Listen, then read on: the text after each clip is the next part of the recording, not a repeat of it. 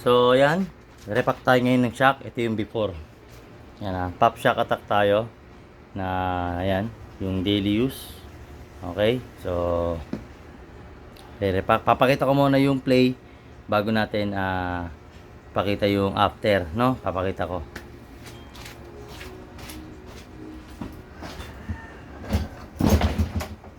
So, ito yung play nung before. Yan o. Diba?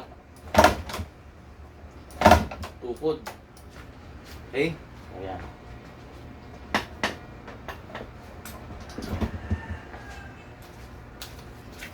So, yun yung play niya. Tukod siya.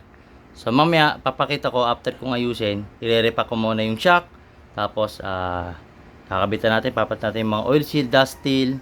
Saka yung clamp. O yung span clamp. O yung tawag dyan. Basta yung clamp. Ito. Anong tawag dito? Ito. Yan. Yung clamp na to. Okay? So, ayan. Bangan nyo. Papakita ko mamaya after kong ayusin. So, alam nyo naman ako paano magbaklas niya, paano ako maglinis. So, hindi ko na kailangang ulitin. So, papakita ko na lang yung after. Alright. So, yan. Tapos ko nang repack yung kanyang shock. So, ngayon, papakita ko yung play. Tingnan natin kung ano yung naging improvement, no?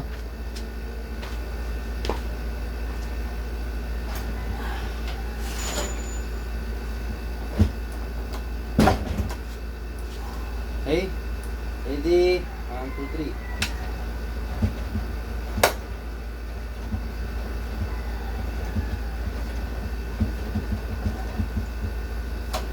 So, yun.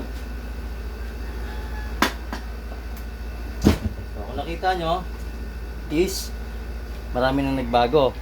Kung sa lahat, yung play niya. Hindi na tumatama to.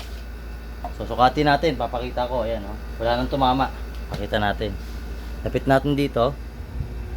Ayan. Zoom in natin. Oops, sumobra. Mas konti. Ayan. Yan. Pakita natin, no? Kung anong sukat.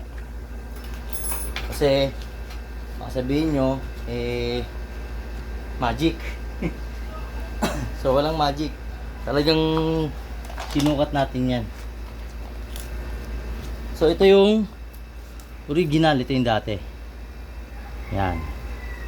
So, nasa ano siya? Hindi makita sa camera. Baba natin. Yan. Yan. Nasa 2.5. Yan o. 2.5. Yan. Yung play niya dati. Ngayon, tingnan natin dito sa kabila. Ito na yung bago niyang play. Yan. Yan. Ito hanggang dito. Makita natin. Ayan. So, ang play niya ay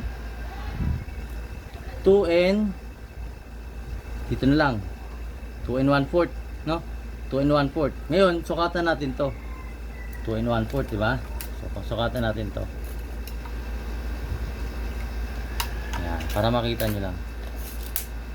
Pakita ko lang.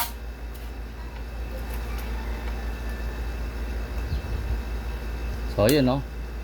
2 and 1/2 din siya. Kung iano natin 2 and 1/2 din. Ibig sabihin hindi na talaga tatama yung nilagay kong bracket dito na DIY sa MDL niya. Ibig sabihin gumanda yung play. So sa pop shock attack nasa pagtutuno niyo yan ng fork oil. So pagka standard niya is 120 ml, standard niya yon. Ang gawin niyo syempre dadagyan niyo ng konti.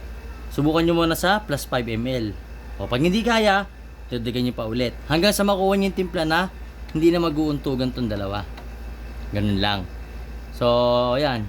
Pinakita ko lang yung before and after para malaman nyo kung ano yung pagkakaiba ng before na umuuntog to. Saka yung after natin i-repack at ginamit natin yung pop shock attack na fork oil. And yun nga, tamang pagtotono, yung tamang pagtitimpla ng fork oil. Napaka-importante yan. Yung calibration kung tawagin, no? Calibration. Kasi goods naman lahat yung spring, yung din, ang napansin natin is wala na yung leak, no? Napalitan na po natin ng bagong oil seal, dust seal, saka yung snap ring. Yan, snap ring po pala yan ang tawag doon. O ring snap kung tawagin. Yan.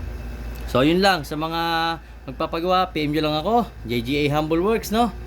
At sa mga nais magpagawa, ayan. So, pinakita ko na yung motor. Bali, ito yung day 3 ng motor nating pinower up lines. Inayos yung makina. Tapos, yun, nag-repack tayo ng front shock. Bali, si boss ay bibili na lang siya ng rear shock. Kasi nga, may leak na rin yung kanyang stock shock sa likod. So, papalitan na lang din niya. At least, ito, natapos natin within 3 days. Kasi nga, yung inantay na lang natin yung pop shock attack. Pero kung dumating na maaga yon, 2 days lang, tapos na sana to. Yun lang. So, pwede nang kunin ni bossing to from Rizal. Yan, makukuha niya na yung motorsiklo niya. At siguro mamayang gabi, makukuha niya na to. Alright, so yun lang. Sa mga gustong pagawa, PM nyo lang ako.